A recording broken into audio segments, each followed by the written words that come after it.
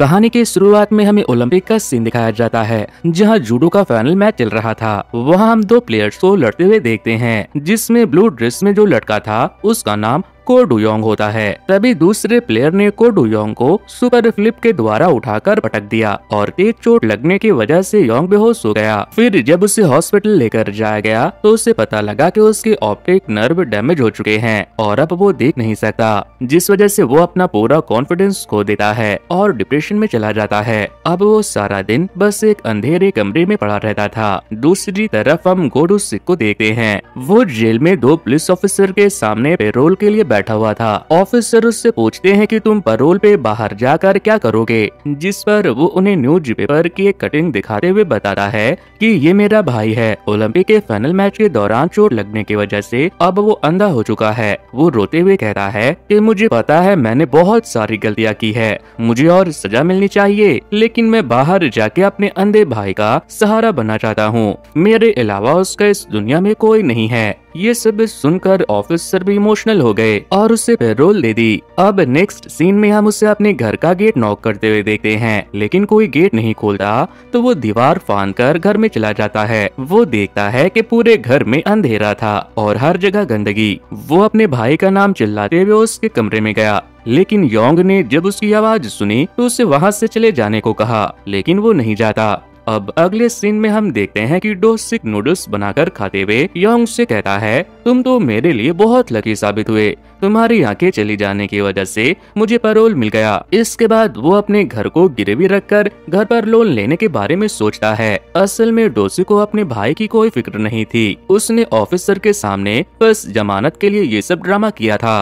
अब हम देखते हैं कि डोसिक जब वहाँ नहीं था तो योंग अपने रूम से बाहर आकर कच्चे नूडल्स खाने लगा है। तभी उसने डोसिक के आने की आहट सुनी तो वो वापस अपने रूम में जाने लगा, लेकिन वो टेबल से टकरा कर गिर गया। ये देखकर डोसिक जब उससे उठाने के लिए आगे बढ़ा तो योंग ने उससे दूर रहने को कहा और फिर वो वहाँ से अपने कमरे में चला गया। अब हमें अगले दिन का सीन दिखाया जाता है, जहाँ डोसिक के कन्वेंशनल स्टोर में से जाकर दुकान वाले से सिगरेट मांगा है, लेकिन जब वो दुकानदार उससे सिगरेट दे रहा था तभी चिंग नाम का एक बंदा वहाँ आकर डोसिक की सिगरेट को ले लेता है। दुकान वाले के पास ये लास्ट डिब्बी बची थी, इसीलिए डोसिक ने उससे कहा कि मैंने इसे पहले मांगा था। लेकिन ये सुनते ही चिंग जल्दी से दुकानदार को पैसे देकर वहाँ से भागने लगा है। डोसिक भी उसके पीछे भागने लगा। तभी चिंग रुक गया और उसे सिगरेट देने का कहकर मिडिल फिंगर दिखाकर वापस से भाग गया। तभी अचानक से डोसिक के पेट में तेज दर्द होने लगी, जिस वजह से वो घर चला गया। दोस्तों, क्या दौड़ने पर आपके भी पेट में दर्द होता है?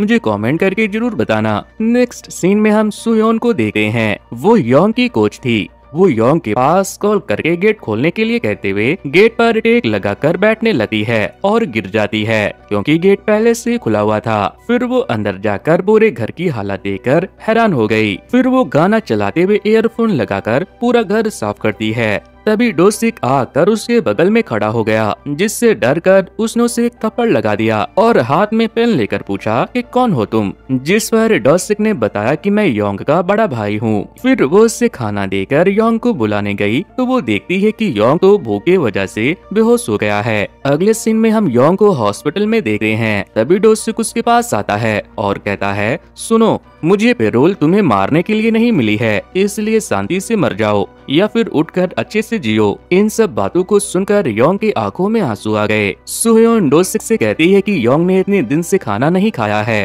तुम उसका ध्यान क्यों नहीं रखते? जिस पे वो उसे कहता है, अगर तुम्हें उसकी ज्यादा फिक्र है तो तुम उसे अपने साथ क्यों नहीं ले जाती? तभी नर्स आकर योंग की फीस जमा करने के लिए कहती है, जिस पर डोसिक ने कहा कि मेरे पास एक चमन्नी नहीं है, मैं इसके इलाज के पैसे कहाँ से दूं?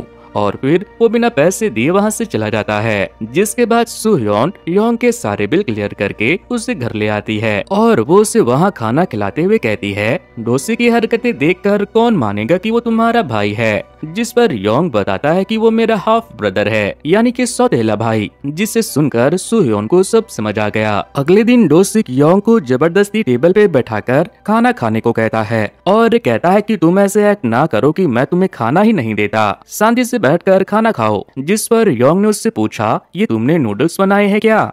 ये सुनकर डोसिक हैरान होकर चेक करने लगा कि सच में योंग अंधा है या नहीं। इसलिए वो उसके मुंह के तरफ तेजी से अपना हाथ लेकर जाता है, लेकिन योंग अपनी आंखें ब्लिंक नहीं करता। असल में खाने की महक से योंग को पता चल गया था कि उसने नूडल्स बनाए थे। लेकिन तभी योंग कहता है कि नूडल्स भी कोई खाने की चीज है क्या। फिर वो गुस्से में वहाँ से उठकर जाने लगा और डोसिक से कहा कि मुझसे ढंग से बात किया करो। जिस पर गुस्से में डोसिक ने कहा कि तुम्हारे घर वालों ने ऐसे ही बात करना सिखाया है क्या। घर वालों का नाम सुनकर योंग को और गुस्सा आता है और वो उसे उठाकर पटक देता है, जिसके बाद डोसिक ने भी उसका पैर खींचकर उसे गिरा दिया। अब नेक्स्ट सीन में हम डोसिक को एक ऑफिस में देखते हैं। उसके पास एक लेडी आकर कहती है कि घर गिरवी रखने के लिए हमें ऑनर के साइन चाहिए, बिना उसके साइन के ये काम नहीं हो सकता। फिर वो एक स्टोर पे जाकर अपने लिए कोल्ड ड्रिंक लेता है और उसे काउंटर पर रखकर अपने लिए दूसरा सामान लेने के लिए जाता है। तभी दोबारा से वो चेंग नाम का लड़का आकर वो कोल्ड ड्रिंक लेकर चला जाता है। डोसिक उसे देखकर गुस्से में उसे पकड़ लेता है और फिर वो उसे अपने कंधे के पास बनी गैंगस्टर वाली टैटू दिखाकर कहता है कि देखो तुम शायद जानते नहीं कि मैं कौन हूँ। ये देखकर चेंग डरकर वहाँ से भाग जाता है। फिर हम योंग और डोसिक को साथ में देखते हैं। डोसिक उसे अपने हाथ से खाना खिलाता है और उससे इमोशनल बातें करता है और कहता है लोग हमारे पेरेंट्स के ताबूत को दूसरी जगह शिफ्ट कर रहे हैं, जिसके लिए उन्हें मेरे और तुम्हारे सिग्नेचर की जरूरत है। ये सारे झूठ और ड्रामे के बाद वो योंग से घर गिरवी के पेपर पर साइन करवा लेता है। अब नेक्स्ट सीन में हम सुहयोन और योंग को साथ में देखते हैं। सुहयोन उसे उसकी फेवरेट कुकी देते हुए बोलती है तुम पारा ओलंपिक में पार्टिसिपेट क्यों नहीं करते, वहाँ तुम्हारे ही तरह डिसेबल लोग पार्टिसिपेट करते हैं तो तुम्हें भी कोई दिक्कत नहीं होगी। लेकिन ये बात सुनकर वो कुकीज को वहीं गिराकर अपने रूम में जाने लगा है, मगर तभी वो दरवाजे के पास टकरा गया, जिस पे उसने कोच से कहा कि मैं यहाँ 20 साल से हूँ, फिर भी मैं 2 कदम ढंग से नहीं चल पाता और तुम मुझे ओलंपिक में पार्टिसिपेट करने के लिए बोल रही हो। और फिर वहाँ से गुस्से में अंदर चला गया, मगर अब वो और भी बुरी तरह से टूट चुका था। दूसरी तरफ डोसिक ऑफिस जाकर सारे पेपर सबमिट करने के बाद पैसे ले लेता है, लेकिन वो उन पैसों को कार, लड़की और जुए जैसे फालतू की चीजों में खर्च करने लगा है। पब में उसे एक लड़की मिलती है जिसे रात को वो चोरी चुपके अपने घर लेकर चला आता है और उससे कहता है कि आवाज मत करना, घर में एक पागल कुत्ता रहता है। लेकिन वो दोनों रूम में इंटर करते ही डर जाते हैं क्योंकि योंग वहीं अंधेरे में सोफे पे बैठा हुआ था। उसे देखकर उस लड़की ने पूछा कि क्या तुम इसे कुत्ता कह रहे थे। ये सुनते ही योंग को बहुत गुस्सा आता है, इसीलिए वो उसे चिल्लाकर वहाँ से भगा देता है। फिर अगले दिन डोसिक योंग से बोलता है कि अगर तुम अंधे हो और अपनी लाइफ एंजॉय नहीं कर सकते तो कम से कम मुझे तो करने दो। जिसके बाद योंग कॉल करके पुलिस ऑफिसर से कहता है कि आपने मेरे भाई को पैरोल क्यों दे दी, उसके आने से मुझे और ज्यादा परेशानी हो रही है। वो आगे कुछ बोल पाता उससे पहले ही डोसिक भागते हुए उसके पास आता है और उससे फोन छीन लेता है। इसके बाद सुहयोन डोसिक को बात करने के लिए बुलाती है और उससे कहती है कि तुम प्लीज योंग को पैरा ओलंपिक में पार्टिसिपेट करने के लिए मना लो, वो एक बहुत ही अच्छा खिलाड़ी है। जिसपे वो कहता है मेरे लिए इन सारे फालतू काम के लिए वक्त नहीं है और फिर वो वहाँ से चला जाता है। अब अगले सीन में हम ऑफिसर को योंग के पास बैठा हुआ देखते हैं। वो उससे पूछ रहे थे कि क्या आप अच्छे से खाना खाते हो, ये आपका ख्याल रखा है, सब कुछ सही है ना। जिसपे योंग कुछ नहीं बोलता। तभी डोसिक वहाँ उन लोगों के लिए जूस लाते हुए बोलता है कि ये थोड़ा डिप्रेशन में है, इस वजह से कभी कभी बहकी बातें करने लगता है। जिस पर ऑफिसर उससे कहते हैं कि तब तुम अपने भाई को कहीं बाहर या धूप में खुले जगह घुमाने के लिए लेकर जाओ, जिससे धीरे धीरे उसका डिप्रेशन खत्म हो जाएगा। ऑफिसर के जाने के बाद डोसिक योंग को बरामदे में ले जाकर धूप में बैठा देता है और उससे पूछता है कि क्या तुम कहीं जाना चाहते हो। जिसपे योंग उससे अपने पेरेंट्स के कार्नल पे ले जाने के लिए बोलता है, लेकिन डोसिक उससे मना करते हुए कहता है कि मैं वहाँ छोड़कर तुम्हें बाकी कहीं भी ले जा सकता हूँ। तभी योंग उससे कहता है कि क्या तुम्हें याद है हम जब छोटे थे तो मैं, तुम, मम्मी, पापा सभी लोग यांटेज रिवर साइड पे जाकर चाइनीज फूड खाया करते थे, लेकिन तुम्हारे जाने के बाद हम वहाँ कभी नहीं गए। मैं रोज इंतजार करता था कि तुम जल्द ही आओगे, लेकिन तुम नहीं आए। जब मैं 18 साल का था तो मॉम डैड की एक्सीडेंट में मौत हो गई और तब से मैं अकेले यहीं रह रहा हूँ और उस दिन मुझे एहसास हो गया कि अब तुम नहीं आओगे। फिर योंग अंदर जाते वक्त डोसिक से कहता है तुम यहाँ से कहीं और जाकर अपनी जिंदगी अच्छे से जियो, मेरी वजह से अपनी जिंदगी बर्बाद मत करो, मैं ऑफिसर को कुछ नहीं बताऊंगा। ये सारी बातें सुनकर डोसिक को बहुत अफसोस होता है। फिर अगले दिन डोसिक योंग को सुबह सुबह जबरदस्ती उठाकर बाथ हाउस लेकर जाता है और वहाँ वो उसके शरीर को साफ करता है। वो दोनों वहाँ खुलकर बातें करते हैं। तभी योंग ने उससे पूछा, तुम घर छोड़कर क्यों गए थे? मॉम तुमसे बहुत प्यार करती थी, यहाँ तक कि मुझसे भी ज्यादा। जिस पे डोसिक ने कहा कि एक बार हमारे पड़ोसी ने मुझे बताया कि वो मेरी असली माँ नहीं है, जिसे मैं बर्दाश्त नहीं कर पा रहा था और इसीलिए मैं घर छोड़कर चला गया और फिर कभी दोबारा आने की मेरी हिम्मत नहीं हुई। लेकिन इसके बाद वो खूब जोर जोर से योंग के पीठ को स्क्रब करने लगा, जिस पर योंग ने आराम से करने को बोला। फिर डोसिक उसे शॉपिंग करने के लिए ले जाता है।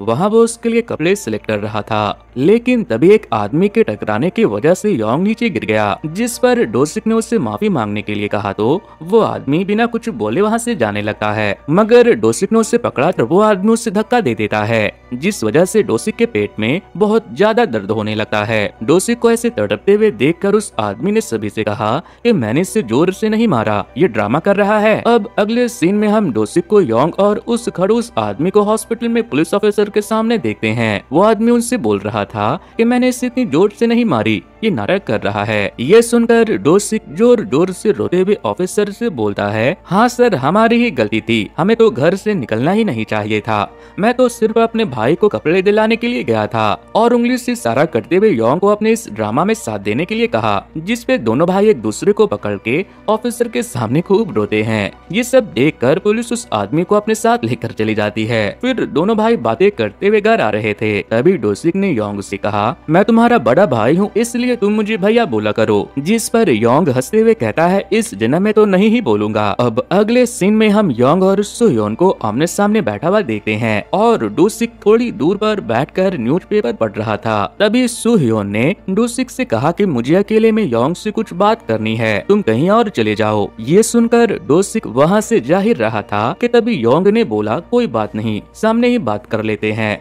सुह्योन योंग को फिर से पैरा ओलंपिक्स में पार्टिसिपेट करने के लिए कहती है और कहती है कि तुम्हें अपनी डिसेबिलिटी से भागना नहीं है, उससे एक्सेप्ट करके अपनी जिंदगी में आगे बढ़ना है। जिस पे योंग उन्हें मना करके वहाँ से जाने लगता है। तभी वो कुछ बोलने ही वाली थी कि डोसिक ने उसे कहा कि तुमने सुन लिया जो उसने कहा, उससे नहीं मन है तो जबरदस्ती मत करो, क्या पता उससे और चोट लग जाए, उसे अब अकेला छोड़ दो। जिस पे सुह्योन उससे ताना मारते हुए कहती है, तुम कौन होते हो बीच में बोलने वाले, तुम्हारी वजह से ही उसे इस उम्र में न्यूट्रिशन की कमी हो गई है, तुम तो उसे खाना भी नहीं बनाकर खिलाते। उन दोनों की बात को बीच में रोकते हुए योंग ने सुह्योन को डिनर के लिए पूछा, इसलिए डोसिक गोश्त की दुकान पे जाता है। लेकिन चिंग वहाँ पहले से मौजूद था, लेकिन इस बार डोसिक को वहाँ देखकर वो साइड से खिसक ही रहा था कि तभी उसने उसे पकड़ लिया और उसे अपने साथ डिनर के लिए ले गया। चारों बैठकर हंसी मजाक करते हुए खाना खाते हैं। सुह्योन योंग को खाना खिलाती है। डोसिक और चिंग की मजाकिया बातें सुनकर योंग भी खूब हंसता है। फिर जब चिंग वहाँ से जाने लगता है तो डोसिक उसे गार्बेज का पैकेट पकड़ाते हुए कहता है कि खाली हाथ मत जाओ, इसे भी अपने साथ लेके जाओ, अब खाया है तो इतना तो करना ही पड़ेगा। फिर सुह्योन जाते वक्त डोसिक से कहती है, वो बहुत अच्छा खिलाड़ी था लेकिन वो ऊंचाइयों तक नहीं पहुँच पाया, लेकिन अब मैं उसे परेशान नहीं करूंगी क्योंकि वो तुम्हारी वजह से खुश है। फिर डोसिक योंग से बर्तन धुलवा रहा होता है, जिस पे योंग उससे कहता है, तुम मुझसे ये क्यों करा रहे हो। डोसिक उससे कहता है कि तुम इंडिपेंडेंट बनो तो फिर तुम्हारी शादी करा दूंगा। ये सुनकर योंग ने कहा कि मुझसे शादी करेगा कौन। डोसिक ने उससे समझाते हुए कहा कि लड़की पटाना बहुत आसान है, बस अगर तुमसे कभी कोई लड़की बात करे तो तुम उससे बोलना, ऊपर वाला सभी को दो आंखें देता है, मेरे पास मेरे फिजिकल आंखें तो नहीं है, लेकिन मैंने अपनी दिल की आंखों से आपको देख लिया है, आप तो बहुत प्यारी हो। ये लाइन योंग बच्चों की तरह सीखने के लिए रिपीट कर रहा था। डोसिक उससे लड़की बताने के बहुत सारे आइडिया देता है। फिर वो उसे एटीट्यूड के साथ स्टाइल में बैठना सिखाता है। अब अगले दिन डोसिक ने योंग के बाल अच्छे से कटाकर उसे बिल्कुल नया लुक दिया। फिर वो उसे सूट बूट पहनाकर खूब अच्छे से तैयार करके अपने साथ पब में लेकर गया। डोसिक उसे काउंटर पर स्टाइल से बैठाकर खूबसूरत लड़कियों को ढूंढने के लिए जाने लगता है। तभी योंग ने उससे कहा कि मुझे कटरीना कैफ की जैसी लड़कियां पसंद है। जिसके बाद योंग वहाँ बैठकर भाई के द्वारा बताई गई लाइंस की प्रैक्टिस कर रहा था। तभी एक लड़की ने उसके पास आकर कहा कि तुम अकेले हो क्या। योंग ने हाँ में सर हिला दिया। उस लड़की की आवाज उसे अच्छी लगी, इसलिए उसने उससे बोला, ऊपर वाले ने मुझे फिजिकल आंखें नहीं दी है, लेकिन मैं अपनी दिल की आंखों से बता सकता हूँ कि आप मूवी रिव्यू हिंदी के सब्सक्राइबर की तरह बहुत ही खूबसूरत हो। ये सुनकर तो वो फ्लैट ही हो गई और उसने उसके पास आकर कहा कि मैं भी क्यारा और कैटरीना से कम नहीं दिखती। जिसे सुनकर योंग खुश हो गया और वो लड़कियों से किस करने लगती है। तभी डोसिक ने उसे खींच कर वहाँ से भगा दिया, जिसके बाद डोसिक योंग का मुंह साफ करता है। उस लड़की की लिपस्टिक योंग के पूरे मुंह में लग गया था, जिससे वो बिल्कुल बंदर की तरह दिख रहा था। डोसिक कहता है तुम्हें मेरा वेट करना चाहिए था, जिसपे योंग उससे बताता है कि उसने कहा था कि वो हीरोइन की तरह खूबसूरत है, इसलिए मैंने उसे किस करने से नहीं रोका। जिसे सुन डोसिक हंसते हुए कहता है कि वो तो चुड़ैल की तरह लग रही थी। ये जानकर योंग अपने होठ साफ करने लगता है। अब अगले दिन डोसिक अपनी रिपोर्ट लेने के लिए हॉस्पिटल जाता है, जहां उसे पता चलता है कि उसे लास्ट स्टेज पैनक्रियाटिक कैंसर है, जिसकी वजह से उसे अचानक से पेट में इतना दर्द होता था और अब वो बस 3 महीने ही जिएगा। ये सारी बातें सुनकर वो बिल्कुल हैरान हो गया और पागलों की तरह रोने लगा। योंग उससे बार बार कॉल कर रहा था, लेकिन वो उसका आंसर नहीं देता। डोसिक सोचता है कि 3 महीने बाद तड़प तड़प कर मरने से बेहतर है कि मैं आज ही मर जाऊं, इसलिए वो खूब तेज स्पीड में गाड़ी चलाने लगता है। तभी उसे फिर से योंग की कॉल आई, जिसे देखने के बाद वो घर चला गया। घर पहुंचकर उसने देखा कि योंग सोया हुआ था, इसलिए वो उसे बिना कुछ बोले अपने रूम में जाकर सो जाता है। अब अगले दिन हम योंग को अंडा फ्राई करते हुए देखते हैं, लेकिन वो अंडा गिर जाता है और उसका पैर जल जाता है। गिरने की आवाज से डोसिक वहां आकर देखता है और उससे कहता है अगर तुम्हें खाना था तो मुझसे बोल देते, मैं बना देता। ये सुनकर योंग ने कहा कि मैं ये तुम्हारे लिए बना रहा था। तुम्हारे जाने के बाद मम्मी हरदम एक एक्स्ट्रा एग तुम्हारे लिए भी फ्राई करती थी, क्योंकि तुम्हें ये बहुत पसंद थे। और फिर मैं उन सारे अंडों को पेड़ के नीचे ले जाकर दफन कर देता था। तुम्हारे हिस्से के सारे अंडे उसी पेड़ ने खाए हैं। ये सुनकर डोसिक इमोशनल होकर वहाँ से दवाई लेने के लिए चला जाता है। फिर दवाई लाकर वो योंग के पैर की मरहम पट्टी करता है और उससे कहता है कि जल्दी से तैयार हो जाओ। जिस पर योंग ने पूछा कि हम कहीं जा रहे हैं क्या, तो डोसिक ने उससे कहा कि तुम मॉम से मिलना चाहते थे ना। ये सुनकर योंग खुश हो जाता है। अब अगले सीन में सिमेट्री हाउस में जाकर योंग ने अपने पेरेंट्स से कहा अब आप लोगों को चिंता करने की जरूरत नहीं है, हम दोनों अब एक साथ है। फिर डोसिक योंग को गाड़ी में बैठाकर अपने पेरेंट के सिमेट्री पे जाता है और कहता है आपके अच्छे बेटे ने अपनी आँख खो दी और बुरा बेटा जल्द ही मर जाएगा। मैंने तो अपना टाइम पूरा कर लिया, लेकिन मेरे जाने के बाद योंग क्या करेगा, वो कैसे रहेगा। ये सब कहते हुए डोसिक रोते हुए वहाँ से चला जाता है। फिर घर पे योंग और डोसिक साथ में खाना खा रहे थे। तभी डोसिक ने उससे कहा कि मैंने सुना है तुम बहुत अच्छे खिलाड़ी थे, क्यों न दोबारा से तुम पारा ओलंपिक में पार्टिसिपेट करो। ये सुनकर योंग ने गुस्से में कहा मैं बगल वाले दुकान तक नहीं जा सकता, मैं खुद से अंडा फ्राई नहीं कर सकता और तुम मुझे नेशनल एथलीट बनने के लिए कह रहे हो। जिस पे डोसिक उसे समझाते हुए कहता है कि तुम कर लोगे, मैं तुम्हारी कोच, हम सब मिलकर तुम्हारी मदद करेंगे, तुम जरूर कर लोगे। अब अगले सीन में हम दोनों को फील्ड पे देखते हैं। वहाँ कुछ बच्चे फुटबॉल खेल रहे थे।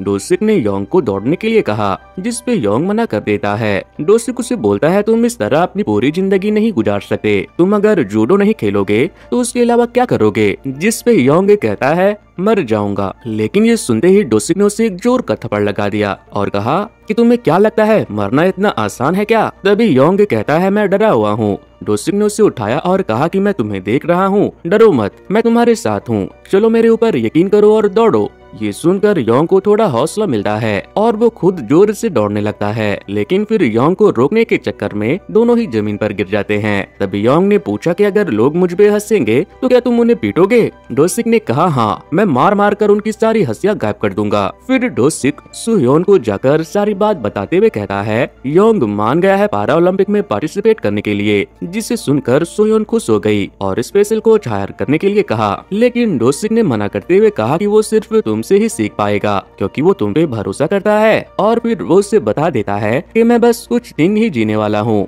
इसलिए मैं चाहता हूँ कि वो अपने आप अकेला जीना सीखे। अब अगले सीन में योंग तैयार होकर पार्टिसिपेट के लिए जा रहा था। तभी डोसिक उसे वॉकिंग स्टिक देता है, जिसे लेने से वो मना करता है। जिस पर डोसिक उसे समझाते हुए कहता है इधर उधर हाथ से अंदाजा लगाकर चलने से अच्छा है तुम इसे लेकर चलो। योंग ने उसे लेकर पूछा कि क्या मैं अच्छा लग रहा हूँ। डोसिक ने हंसते हुए बताया कि हाँ, तुम दुनिया के सबसे हैंडसम अंधे लग रहे हो। फिर योंग हंसते हुए चला गया। अब अगले सीन में हम योंग को लड़ते हुए देखते हैं, लेकिन वो अच्छे से परफॉर्म परफॉर्म नहीं कर पा रहा था, जिससे सोयोन और डोसिक दोनों ही टेंशन में थे। तभी डोसिक ने चिल्लाकर योंग से पूछा, क्या तुम डर रहे हो कि तुम्हारे ओपोनेंट को चोट लग जाएगी? लेकिन ये सुनते ही योंग ने अपनी बेल्ट कस के बांध ली और अगले राउंड में अपने ओपोनेंट को सुपर मूव से उठाकर पटक दिया और मैच जीत गया। ये देखकर डोसिक और सुहयोन दोनों ही बहुत ज्यादा खुश होते हैं। फिर नेक्स्ट सीन में सुहयोन ने सभी प्लेयर्स से कहा कि अच्छा हुआ आपकी आंखें नहीं है, वरना मेरी खूबसूरती देखकर आप लोग डिस्ट्रैक्ट हो जाते। ये सुनकर सभी हंसने लगे।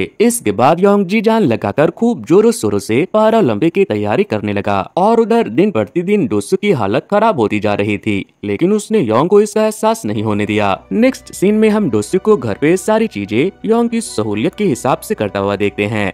उसने खूब सारे रामेन के पैकेट और खाने की चीजें रैक में लाकर रख दिया था। सारी टूटने वाली बर्तनों को फाइबर के बर्तनों से बदल दिया था। यहाँ तक कि गेट के नीचे लगा हुआ लकड़ी जिसकी वजह से अक्सर योंग लड़खड़ा जाता था, उसने उसे भी हटा दिया। फिर टेबल के कॉर्नर को काटकर स्मूथ भी किया ताकि योंग को चोट न लग जाए। ऐसा करके डोसिक योंग के लिए मरने से पहले सब कुछ सही करना चाहता था ताकि आगे योंग को उसके चले जाने के बाद कोई भी दिक्कत न हो। डोसिक ने ऑनलाइन खाना ऑर्डर किया था, तभी डिलीवरी बॉय हेलमेट लगाकर आता है। डोसिक उसे पहचान गया, वो चिंग था। उसे देखकर वो खूब हंसता है। फिर चिंग नूडल्स खाता हुआ बताता है कि हर जगह नौकरी के लिए डिग्री लग रही है, इसलिए मुझे कहीं नौकरी नहीं मिल रही। तभी उनके पास कॉल आता है। कॉल कट जाने के बाद चिंग डोसिक से बियर मांगता है और बताता है कि इस जॉब से भी उसे फायर कर दिया गया। ये सुनकर डोसिक बहुत हंसता है। तभी डोसिक के पेट में फिर से बहुत तेज दर्द होने लगा, जिस पे चिंग ने जल्दी से पुलिस को कॉल करके एम्बुलेंस बुलाने को कहा, जिस पर डोसिक ने कहा कि अरे गधे, एम्बुलेंस का नंबर 119 है, वो तुमने पुलिस को फोन कर दिया। मतलब ये सारा सीन तो इमोशनल था, लेकिन इस गधे की वजह से फनी हो गया। फिर रात में जब योंग घर आता है तो उसे सब कुछ अलग अलग फील हुआ, क्योंकि डोसिक ने पहले ही सारी चीजें सही कर दी थी। फिर पैकिंग करते हुए डोसिक योंग को लड़कियां पटाने के लिए खूब सारी टिप्स देता है। तभी योंग सीरियस होते हुए पूछता है कि क्या मैं मेडल जीत पाऊंगा, जिस पे डोसिक उसे किस करते हुए कहता है कि भूलो मत, तुम्हारे नाम पे एक मेडल पहले से रखा हुआ है। ये सुनकर योंग को बहुत हिम्मत मिलती है। तभी डोसिक ने कहा, मैं तुम्हें बताना भूल गया, मुझे बुसान में एक जॉब मिली है जिसके लिए मुझे कल ही जाना पड़ेगा। जिस पे योंग कहता है, तुम्हें किस्मत से परमानेंट जॉब मिली है, तुम्हें वो जरूर करना चाहिए, तभी तुम्हारी शादी वादी होगी। मैं अकेला ही कोच के साथ चला जाऊंगा, मेरी चिंता मत करना। ये सब सुनकर डोसिक इमोशनल हो जाता है, लेकिन फिर उसे डांस करने को बोलता है। दोनों भाई खुशी से डांस करते हैं। अब अगले दिन डोसिक ने योंग को खूब अच्छे से तैयार करके मैच के लिए सुहयोन के साथ भेज दिया। योंग एक के बाद एक मैच जीतकर फाइनल में पहुंच जाता है।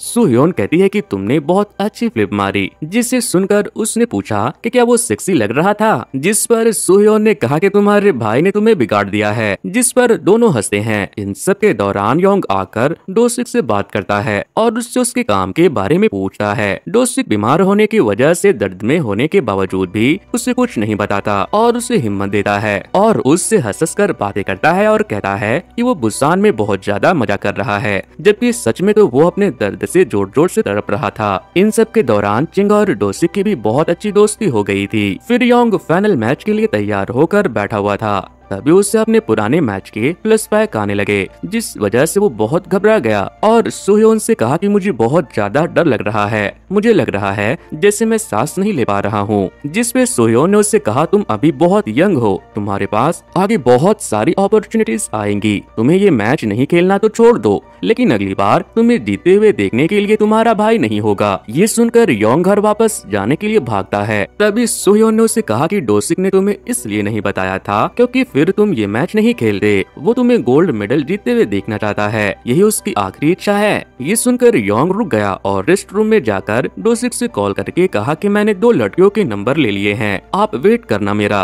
तभी डोसिक हंसते हुए कहता है, मेरी बात याद रखना, अगर तुम गोल्ड मेडल जीते तो ही घर आने दूंगा। जिस पर योंग कहता है कि ठीक है, मैं गोल्ड मेडल लेकर ही घर आऊंगा, लेकिन उससे कंट्रोल नहीं होता। वो रोने लगता है और पूछता है, क्या तुम्हें बहुत ज्यादा दर्द हो रहा है? मेरा इंतजार करना, मैं जल्द ही आ जाऊंगा। ये सब सुनकर डोसिक समझ गया कि उसे सब पता चल गया है और फिर वो अपने आंसू कंट्रोल नहीं कर पाता और कहने लगता है, योंग जल्दी घर आ जाओ, मैं बहुत ज्यादा दर्द में हूँ, मैं तुम्हें बहुत ज्यादा मिस कर रहा हूँ, जल्दी से गोल्ड मेडल लेकर आओ, मैं तुम्हारा वेट कर रहा हूँ। अब नेक्स्ट नेक्स्ट सीन में हम योंग को मैच में देखते हैं। वो थोड़ा डरा हुआ था, इसलिए फर्स्ट हाफ में वो ओपोनेंट का वार से नहीं बच पाता और बार बार पॉइंट मिस कर देता है। फिर नेक्स्ट राउंड शुरू होने से पहले उसे अपने भाई के साथ बिताए हुए सारे लम्हे याद आते हैं कि कैसे वो दोनों एक साथ इतने खुश थे। डोसिक ने हमेशा उसका ख्याल रखा, उसे हौसला दिया। इन सारी यादों की वजह से उसकी हिम्मत और ज्यादा बढ़ गई और फिर सीढ़ी बजते ही उसने अपने ओपोनेंट को उठाकर पटक दिया और उसे लॉक कर दिया, जिससे छूटने के लिए उसके ओपोनेंट ने कितनी भी कोशिश की